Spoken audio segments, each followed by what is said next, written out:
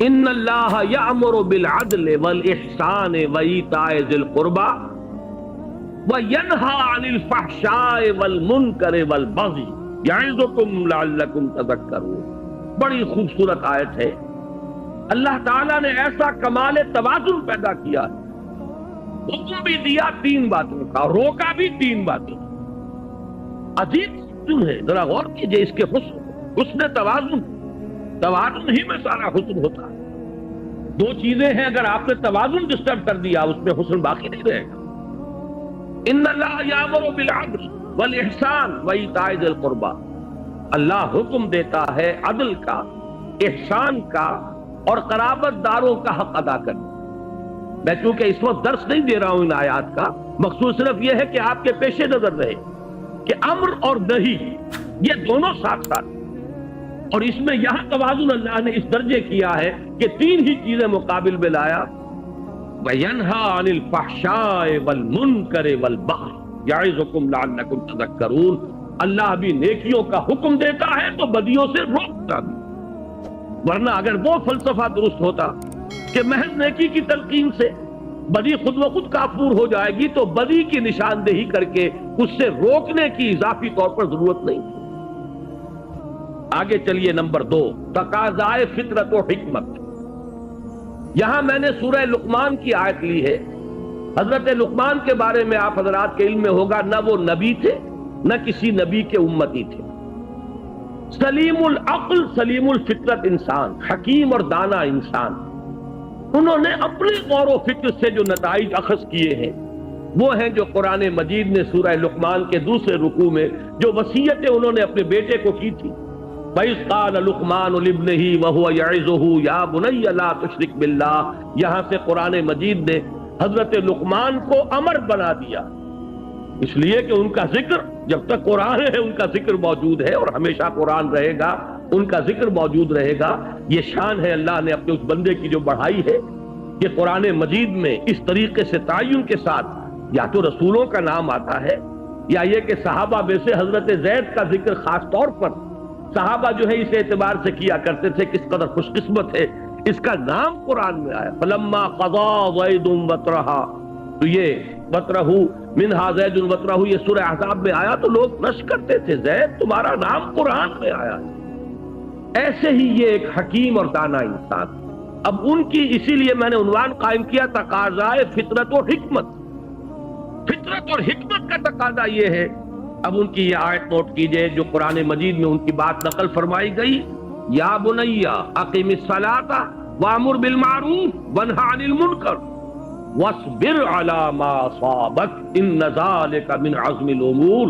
اے میرے بچے، نماز قائم رکھ، نیکی کا حکم دے، بدی سے روک، اور پھر صبر تو تجھ پر بیتے۔ دیکھیے بڑی پیاری بات، نیکی کی تلقین پر کبھی آپ کو ریزنٹمنٹ نہیں ہوتی، لوگ سن لیں گے مانے یا نہ مانے، بھائی بھلا کام کیا کرو، نیک کام کیا کرو، بھائی نماز پڑھا کرو، بھائی روزہ رکھا کرو، کوئی آپ کو پلٹ کر گالی نہیں دے گا۔ یہ دوسری بات ہے کہ جیسے چکنے گھڑے پر پانی پڑتا ہے اور نکل جاتا ہے، اور ایک کان سے سنا دوسرے کان سے نکال دیا، لیکن اصل میں جب جوابی کارروائی ہوتی ہے لوگوں کی طرف سے، جب آپ کسی بدی پر روکے اس وقت پھر ریزنٹمنٹ ہوتی ہے، اس وقت پھر جو ہے ریٹیلیشن ہوتی ہے۔ چھوٹے سے بچے کو کہہ کر دیکھیے کہ بیٹے یہ کھیلنے کی جگہ نہیں ہے، یہ کرکٹ کا میدان نہیں ہے، یہ سڑک ہے، کسی کا سر پھوڑ دو گے، کسی کی گاڑی کا شیشہ توڑ دو گے، لیکن ذرا کہہ کے دیکھیے پھر آپ کا وہاں سے اپنی عزت کو سالم لے کر واپس چلا جانا آسان نہیں ہوگا۔ چھوٹی سی چھوٹی بات کہہ کر دیکھیے کسی کو۔ اس لیے یہاں حضرت لقمان فرما رہے ہیں، میرے بچے نماز کو قائم رکھ، نیکی کا حکم دے، بدی سے روک، اور پھر جو آئے اسے جھیل، برداشت، صبر کر۔ وَاصْبِرْ عَلَىٰ مَا أَصَابَكَ، یہی تو ربط ہے سورۃ العصر میں، وَالْعَصْرِ إِنَّ الْإِنسَانَ لَفِي خُسْرٍ إِلَّا الَّذِينَ آمَنُوا وَعَمِلُوا الصَّالِحَاتِ وَتَوَاصَوْا بِالْحَقِّ وَتَوَاصَوْا بِالصَّبْرِ۔ حق کی وصیت کر کے ظاہر بات ہے کہ پھر آپ کو صبر کی بھی ضرورت پیش آئے۔ تیسری چیز پر آئیے، شان محمد صلی اللہ علیہ وسلم۔ یہ سورہ اعراف کی ایک آیت ہے۔ اس کا پس منظر یہ ہے کہ جب حضرت موسیٰ علیہ السلام کو اللہ تعالیٰ نے کوہ طور پر بلا لیا تھا 20 راتوں کے لیے، پھر وہ بڑھا کر 40 راتیں کی گئی، اور وہاں ان کی عدم موجودگی میں بنی اسرائیل نے بچڑے کی پرستی شروع کر دی. تو جب وہ واپس آئے ہیں تو بہت غضبناک ہوئے، وہ تو آپ کے علم میں پورا واقعہ ہے. پھر سب سے بڑی توبہ ہوئی ہے تاریخ میں، 70,000 یہودی قتل ہوئے ہیں اس مرتد ہونے کی پاداش میں. ہر قبیلے میں سے جنہوں نے شرک کیا تھا، تو جو لوگ توحید پر قائم رہے انہیں حکم دیا گیا کہ اپنے رشتہ داروں کو سوا. مرتد کی سزا اسلام میں قتل ہے. انہوں نے اسلام لانے کے بعد، نبی کے ساتھی ہونے کے بعد، اور گائے کی پرستش کی ہے. یہ سارا جو ہے، جس کو آج کی اصطلاح میں آپ پرج بھی کہہ سکتے ہیں، بہت بڑا پرج ہوا یہ اپنی اس پارٹی کا. اس کے بعد کوہ طور پر وہ 70 سرکردہ لوگوں کو لے کر حاضر ہوئے. دعا کی پروردگار ہم سے خطا ہو گئی ہے، معاف فرما دے اور ہمارے لیے رحمت کا فیصلہ فرما دے. اس کا جواب دیا گیا کہ ایک تو میری رحمت عام ہے، وہ تو ہر شے کے ساتھ، رحمتی وسعت کل شے.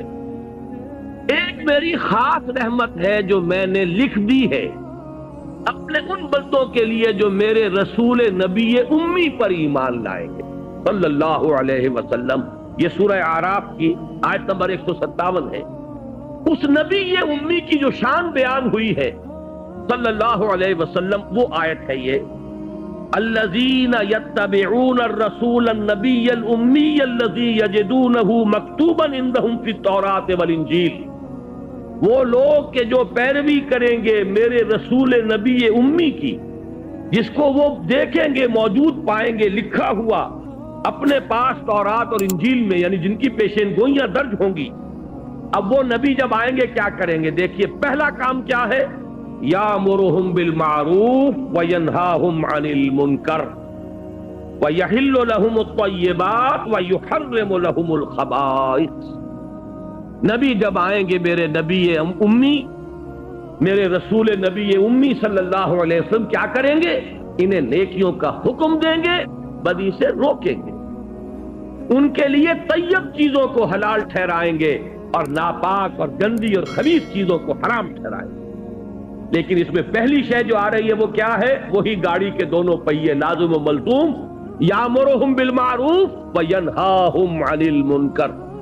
نمبر 4، شان صحابہ رضی اللہ تعالیٰ عنہ. اب آپ نے نوٹ کیا ہوگا میں درجہ بدرجہ سیڑھی اتر رہا ہوں. شان باری تعالیٰ سب سے اوپر، پھر وہ فطرت اللہ التی فطر الناس علیہا. اس کو انسانوں کی فطرت کو کہا گیا فطرت اللہ، اس لیے نمبر 2 پر اس کو لایا ہوں. نمبر 3 پر رسول صلی اللہ علیہ وسلم. نمبر 4 پر صحابہ. درجہ بدرجہ نیچے اتر رہے ہیں. صحابہ کی شان کیا ہے؟ سورہ توبہ کی آیت نمبر 71: والمومنون والمومنات بعضهم اولیاء بعض یامرون بالمعروف وینہون عن المنکر. مومن مرد اور مومن عورتیں آپس میں ایک دوسرے کے ساتھی ہیں، پشت پناہ ہیں، مددگار ہیں، حمایتی ہیں. اور ان کی شان کیا ہے؟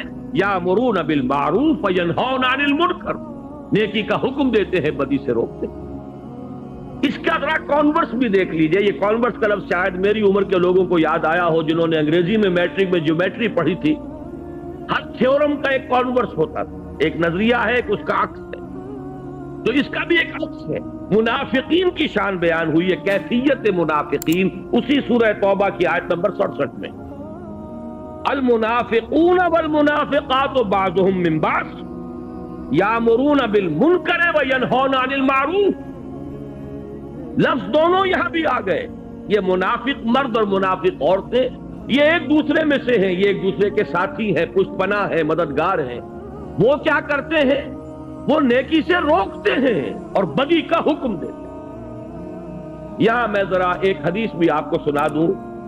ایک مرتبہ حضور نے صحابہ کرام سے فرمایا: تم لوگوں کا کیا حال ہوگا؟ کیف انتم اذ لا تأمرون بالمعروف ولا تنہون عن المنکر. کیا حال ہو جائے گا مسلمانوں تمہارا جب تم نیکی کا حکم دینا چھوڑ دو گے اور بدی سے روکنا چھوڑ دو گے. صحابہ حیران ہوئے. ان کے لیے تو یہ ناقابل قیاس، ناقابل گمان بات. انہوں نے کہا: اوا کائن ذالک یا رسول اللہ. انہوں نے حیرت کے ساتھ کہا: ہے اللہ کے رسول، کیا ایسا ہونے والا ہے؟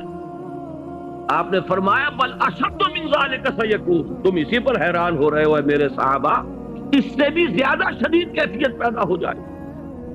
اب وہ حیران ہوئے، وہ کیا ہوگی؟ فرمایا تامرون بالمنکر وتنہون عن المعروف، وہ دور بھی آ جائے گا کہ تم منکر کا حکم دو گے اور بدی کا حکم دو گے اور نیکی سے روکو۔ یہ وہ شان ہے منافقین کی کیفیت۔ گویا کہ حضور نے فرمایا ایک وقت آئے گا میری امت میں یہ نفاق عام ہو جائے۔ آج آپ کا معاشرہ وہی ہے، نیکی کے راستے پر چلنا بہت مشکل، بدی کے راستے کھلے ہیں، کشادہ ہیں، کوئی ریزسٹنس ہے ہی نہیں۔ کوئی نوجوان ذرا داڑھی رکھ لے، تمام رشتہ دار، اعزاء، اقارب، والدین وہ اس کے سر کو اس پر سوار ہو جائیں۔ دیکھو نے کیا کیا۔ ذرا گھر میں کوئی شرعی پردہ کر کے نافذ کر کے دیکھیے، you will be an outcast, آپ اپنے معاشرے سے نکال دیے جائیں۔ آپ بالکل، آپ کا تعلق جو ہے وہ معاشرے سے، عزیزوں سے کر کے دیکھ لیجیے۔ اس لیے کہ حضور نے فرمایا تھا بل اشد من ذالک سیکون، کہ میری امت پر وہ وقت بھی آنے والا ہے کہ صرف یہی نہیں ہوگا کہ نیکی کا حکم دینا روک دیں گے اور بدی سے روکنا جو ہے وہ چھوڑ دیں گے، بلکہ اشد من ذالک سیکون، اور وہ کیا ہے؟ تامرون بالمنکر وتنہون عن المعروف، جو کہ اس وقت منافقین کی شان۔ آگے آئیے، یہ چھٹی آیت میں ابھی آپ کو سنا چکا ہوں پہلے ہی، امت کا فرض منصبی، کنتم خیر امت اخرجت للناس تامرون بالمعروف وتنہون عن المنکر۔ نمبر 7، دور زوال میں امت مسلمہ کے لیے سہ نکاتی لاہ عمل کا نقطہ عروج، یہ 3 آیات جو یہاں درج ہیں۔ میں نے ایک تقریر کی تھی آپ کے اسی شہر کراچی میں ایک مسجد میں آج سے 4 سال قبل، اس پر مفصل خطاب ان 3 آیات کی روشنی میں ایک لائحہ عمل کیا کرے اس حال میں، کس طریقے سے صورتحال تبدیل ہو۔ قرآن مجید تو ہمیشہ کے لیے ہدایت اور رہنمائی ہے، اس نے اس دور کے لیے بھی ہدایت دی ہے، بعد والے دور کے لیے بھی ہدایت دی۔ اس دور زوال میں اگر یہاں سے اب اوپر اٹھنے کے لیے آپ کو لائحہ عمل درکار ہے تو بھی رجوع کیجئے قرآن کی طرف۔ قرآن مجید نے ان 3 آیات میں سورہ آل عمران کی آیات 102، 103، 104 ایک سہ نکاتی لائحہ عمل دیا ہے، جس میں آخری بات وہ ہے جو ابھی میں نے آیت آپ کو سنائی تھی، وَلْتَكُمْ مِنْكُمْ أُمَّةٌ يَدْعُونَ إِلَى الْخَيْرِ وَيَأْمُرُونَ بِالْمَعْرُوفِ وَيَنْهَوْنَ عَنِ الْمُنْكَرِ وَأُولَئِكَ هُمُ الْمُفْلِحُونَ۔ پہلا نقطہ یہ ہے کہ ہر شخص تقوی اختیار کرے۔ دوسرا نقطہ یہ ہے کہ مل جل کر بنیان مرصوص بنو، قرآن مجید کی رسی کو مضبوطی سے تھام لو، اللہ کی رسی، وَاعْتَصِمُوا بِحَبْلِ اللَّهِ جَمِيعًا۔ اور تیسرا نقطہ ضربہ سلام کیا ہے اس کا؟ وَلْتَكُمْ مِنْكُمْ أُمَّةٌ يَدْعُونَ إِلَى الْخَيْرِ وَيَأْمُرُونَ بِالْمَعْرُوفِ وَيَنْهَوْنَ عَنِ الْمُنْكَرِ وَأُولَئِكَ هُمُ الْمُفْلِحُونَ۔ تم میں سے ایک جماعت تو ایسی قائم ہونی چاہیے جو یہی 3 کام کرے اور کوئی کام نہ کرے۔ میں یہاں پر عرض کر دوں کہ واقعہ یہ ہے کہ آج وہ بعد میں تفصیل سے گفتگو ہوگی، ہماری دینی جماعتیں بھی اپنے اصل ہدف سے ہٹ چکی۔ اس وَلْتَكُمْ مِنْكُمْ أُمَّةٌ، اس کے کرنے کے صرف 3 کام قرآن نے بتائے، خیر کی طرف دعوت، نیکی کا حکم، بدی سے روکنا۔ یہ پاور پالیٹکس میں اپنے آپ کو ملوث کر لینا، کبھی کسی کا پاسنگ بن جانا، کبھی کسی کا ضمیمہ بن جانا، ادھر سے ادھر جو سیاسی اعتبار سے لڑکتے رہے، یہ در حقیقت اپنے اصل ہدف سے ہٹ جانے کی بنا پر، وہ تیر نیم کش جس کا نہ ہو کوئی ہدف، اپنے اصل ہدف سے، ہمارے یہ جو لائحہ عمل کا جو ہدف ہے اس سے ہٹ چکے ہیں۔ بہرحال اس کے ضمن میں عرض کر دوں کہ وہ جو میں نے تقریر کی تھی، وہ بھائی جمیل الرحمان صاحب، اللہ تعالیٰ انہیں صحت بھی دے اور عمر بھی دے، انہوں نے میری کتنی ہی تقریریں ہیں، بڑا مشقت طلب کام ہے یہ ٹیپ سے اتارنا، اور یہ کر رہے ہیں، کم سے کم میں سمجھتا ہوں کہ 15 برس ہو گئے ہیں انہیں یہ کام کرتے ہوئے۔ میری بہت سی تقریریں ایسی ہیں جو انہی کے ذریعے سے وہ کتابی شکل میں آئی۔ اسی کراچی میں نے ایک تقریر کی تھی، اسی آیت کے حوالے سے جو ابھی سورہ اعراف کی ہم نے پڑھی ہے، اس میں اہل ایمان کے بارے میں فرمایا کہ وہ لوگ کیا کریں گے، الذین آمنوا بہ وعزروہ ونصروہ واتبعوا النور الذی انزل معہ اولئک هم المفلحون۔ ہمارے اس رسول نبی امی کو جو لوگ جو ان پر ایمان لائیں گے، ان کی تعظیم کریں گے، ان کی مدد کریں گے، اور جو نور ان کے ساتھ نازل کیا جائے گا اس کا اتباع کریں گے، وہی فلاح پانے والے ہوں گے۔ وہ تقریر بھی انہوں نے اتاری تھی اور وہ چھپ چکی ہے، کتنے ایڈیشن اس کے۔ نبی اکرم صلی اللہ علیہ وسلم سے ہمارے تعلق کی بنیادیں الحمدللہ بہت پسند کیا گیا، وہ عوام میں، خواص میں، اس لیے کہ ایک بالکل نقطۂ نظر سامنے آیا۔ یہ وہ مختلف نقطۂ نظر کہ آیا صرف درود پڑھ دینے سے حق ادا ہو گیا، یا یہ کہ عید میلاد منا لینے سے حق ادا ہو گیا حضور کا صلی اللہ علیہ وسلم، یا جلوس نکال دینے سے حق ادا ہو گیا، یا کوئی اور ذمہ داریاں ہیں ہماری نبی اکرم صلی اللہ علیہ وسلم کے بارے میں۔ اسی طرح اس تقریر کو بھی انہوں نے اتارا تھا، اور اب وہ بھی کتاب کی شکل میں شائع ہو رہی ہے۔ لیکن تازہ میثاق جو میں خاص طور پر حکم دے کر آیا تھا کہ اس کو جلدی سے شائع کیا جائے، اور بائی ایئر کارگو میں نے منگوایا ہے، آج اس کے نسخے باہر موجود ہیں۔ یہ کوئی 64 صفحے کا کتابچہ ہے جو اس میثاق کے اندر پورا کا پورا آ گیا، لہذا میں آج اس موضوع پر گفتگو نہیں کر رہا۔ یہ جو سہ نکاتی لائے عمل ہے، آپ میں سے ہر شخص کوشش کرے کہ اس کو میثاق کے شمارے کو لے کر جائے، اور آج ہی رات اسے پڑھ لے، انشاءاللہ وہ محسوس کرے گا کہ یہ ایک ایسی شے ہے جسے بڑے پیمانے پر مسلمانوں کے اندر عام کرنے کی ضرورت ہے۔ قرآن نے ہمیں لاہ عمل دیا ہے، اب کدھر بھٹک رہے ہیں؟ جیسے حضور صلی اللہ علیہ وسلم، مجھے غزوہ حنین کا وہ وقت یاد آ رہا ہے جب صحابہ، چونکہ بوچھاڑ ہوئی تھی تیروں کی، بڑی سخت بوچھاڑ، جب حضور اور مسلمانوں کا لشکر جب جا رہے تھے تو ایک تنگ درے میں، پہاڑی کے درے میں سے گزر رہے تھے، اور پہاڑی کے دونوں طرف جو ہے پہاڑوں پر اس درے کے وہ کفار پہلے سے بیٹھے ہوئے تھے، اور انہوں نے جو پھر بوچھاڑ کی ہے تیروں کی تو بھگدڑ مچ گئی۔ اس وقت حضور صلی اللہ علیہ وسلم نے ایک آواز بلند کی، الیہ یا عباد اللہ، الیہ یا عباد اللہ کے بندوں کدھر جا رہے ہیں؟ آؤ میری طرف۔ میں یہ عرض کر رہا ہوں، قرآن آج پکار رہا ہے، الیہ یا عباد اللہ، آؤ میری طرف۔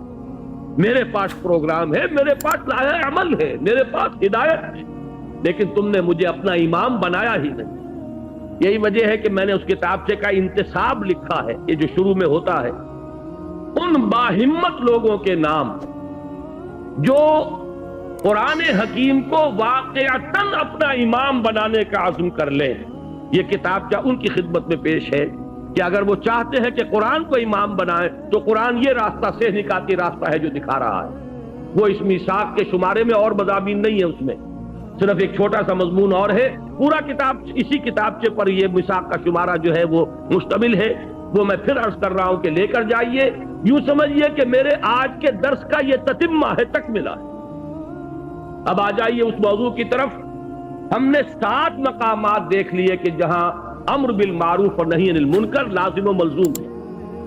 8واں یہ سورہ حج کی آیت نمبر 41 ہے، اصحاب اقتدار کا فرض عین، الذین ان مکناہم فی الارض اقاموا الصلاة وآتوا الزکاة وامروا بالمعروف ونہوا عن المنکر وللہ عاقبۃ الامور۔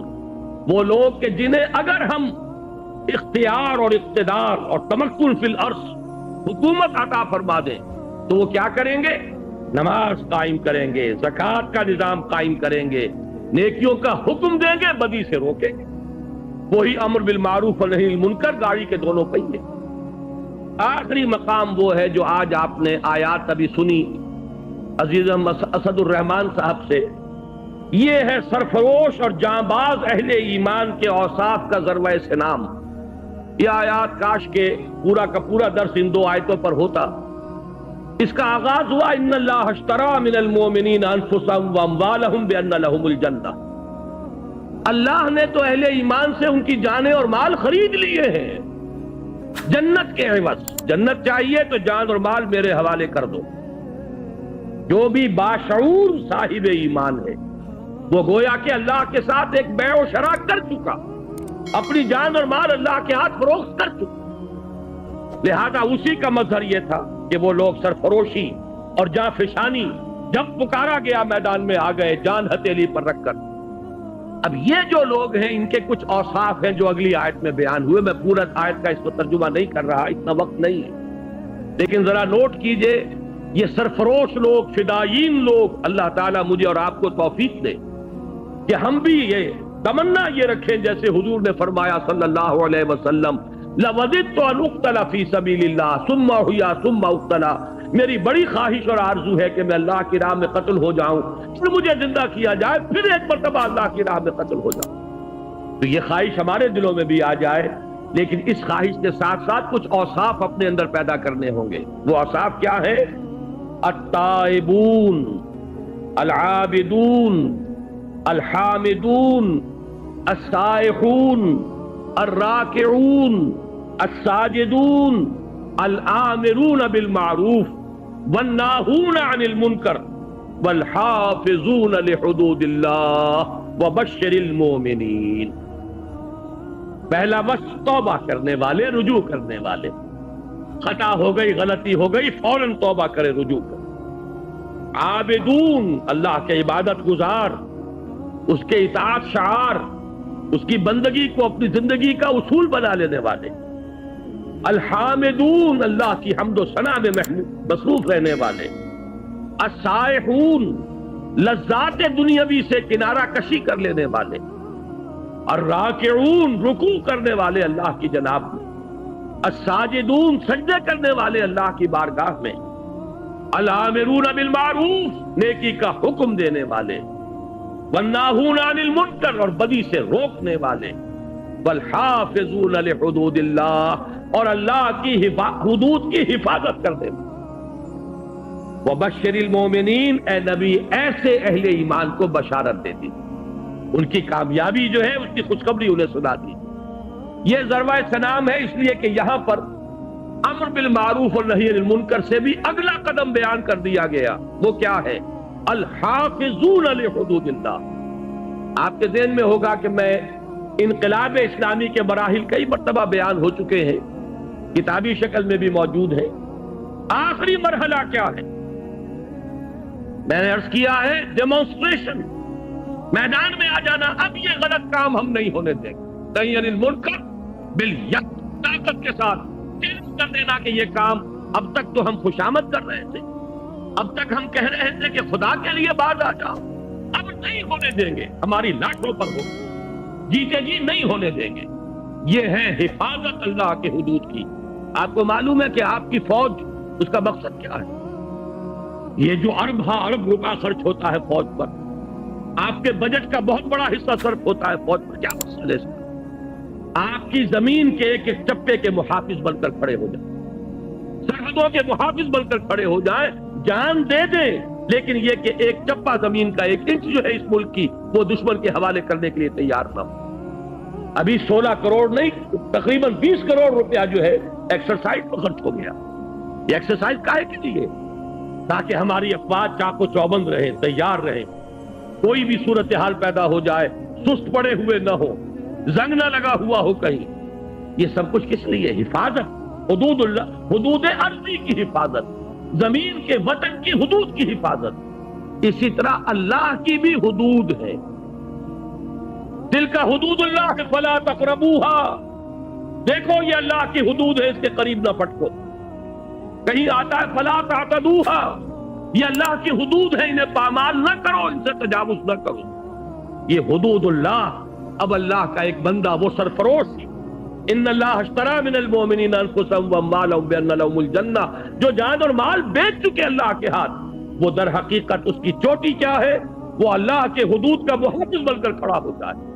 میرے جیتے جی یہ حد اللہ کی حد جو ہے یہ پامال نہیں کی جائے گی، میں زندہ رہوں اور اللہ کی حدود جو ہے پامال کر دی جائے، نہیں ہوگا۔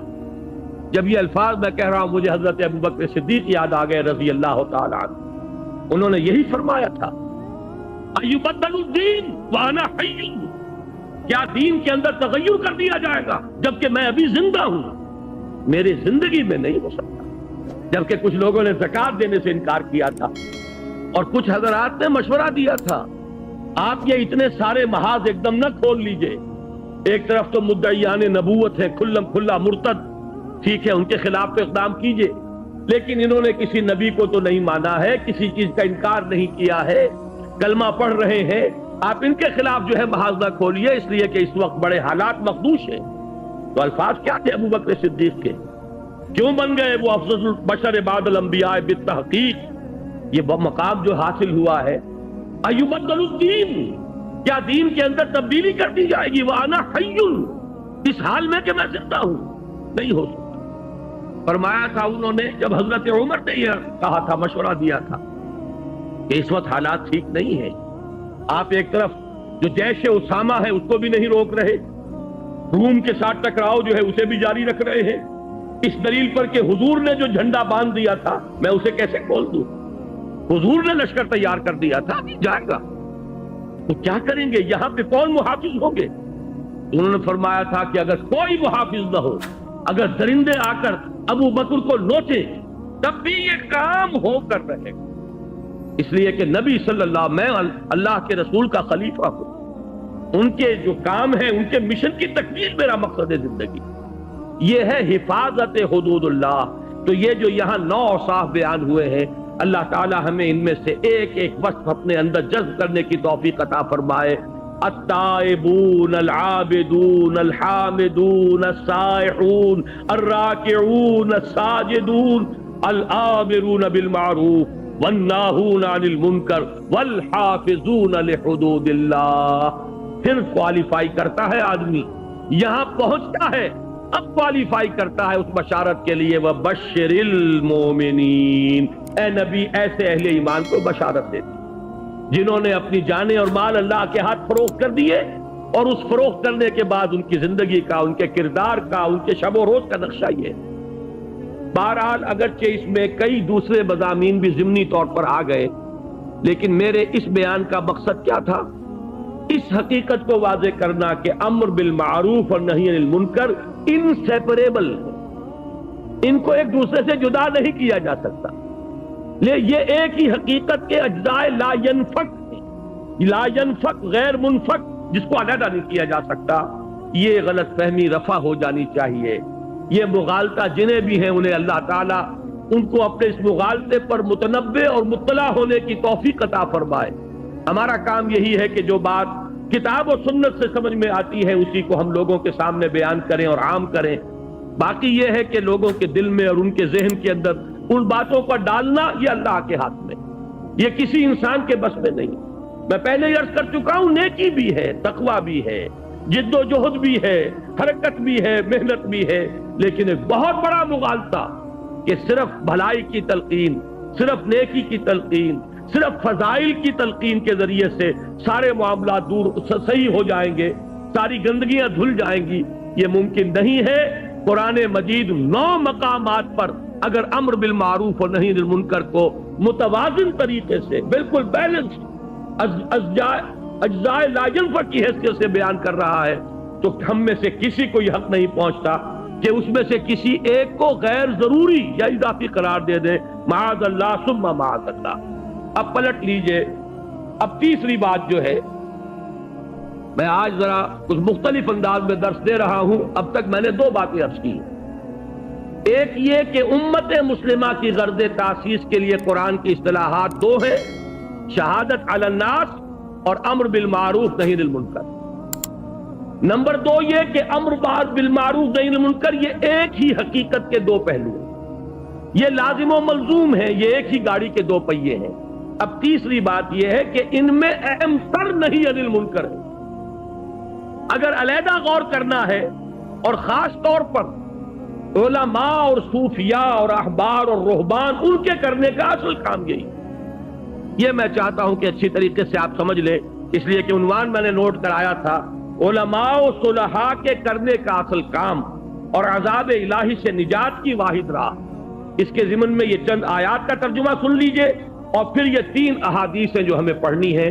بڑی محنت کے ساتھ اسے چھپا کر لایا ہوں آپ کے لیے، بہت مواد ہے ان 2 اور آپ کے اندر، 4 صفحے ہیں، لیکن آپ جا کر غور کریں گے یہ ایک پوری کتاب کا مضمون ہے جو اس کے اندر جمع کر دیا گیا، لیکن یہ کہ آپ کے پاس یہ بڑا ہینڈی رہے گا، آپ کی جیب میں رکھا رہے گا، غور کرتے رہیے، ان آیات کو یاد کرتے رہیے، یہ احادیث ہر وقت آپ کے سامنے رہیں، آپ لوگوں کو سمجھائیے، سنائیے۔